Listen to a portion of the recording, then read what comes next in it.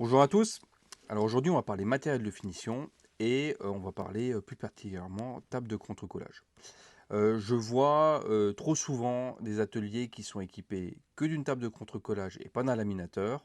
Ils se font embarquer dans un discours commercial. Prenez une table de contre-collage, enfin prenez, alors ils appellent ça un laminateur à plat. Prenez un laminateur à plat pour deux fois ou trois fois le prix d'un laminateur. Vous pourrez faire et du contre-collage et de la lamination. Et bien ce discours-là, en fait, il est faux. Puisque avec une table de contre-collage, vous ne pourrez pas faire de lamination. Euh, la seule chose que vous pourrez laminer avec une table de contre-collage, c'est un panneau qui a été potentiellement imprimé sur une table à plat ou qui a déjà été contre-collé. À ce moment-là, c'est le seul cas où vous pourrez laminer en table de contre-collage. Sinon, laminer de l'adhésif sur une table de contre-collage, c'est pas fait pour.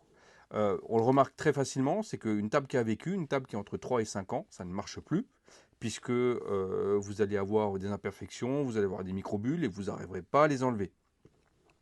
Tout simplement parce que c'est pas fait pour. La deuxième chose qui est évident et qui fait que ça n'est pas un laminateur, c'est que dès que vous aurez une longueur qui sera supérieure à la longueur de votre table, et ben je te souhaite bon courage à la personne qui veut faire des reprises et d'avoir quelque chose de propre. À moins que vous ayez un visuel qui s'arrête tous les 3 mètres, et dans ce cas-là, vous recoupez et vous recommencez. C'est vraiment pas évident. Mais tout simplement, ça n'a pas été conçu pour ça. Donc le terme laminateur à plat euh, très, est vraiment très trompeur. Et une table de contre-collage va servir principalement à trois choses.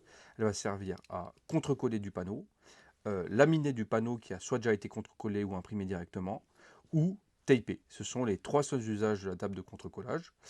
Et le reste doit être réalisé, si ça doit être fait proprement, doit être réalisé par un vrai laminateur. Voilà pour ce petit point sur les tables de contre-collage qui, pour moi, ne sont pas des laminateurs à plat, terme à proscrire. Voilà, à demain.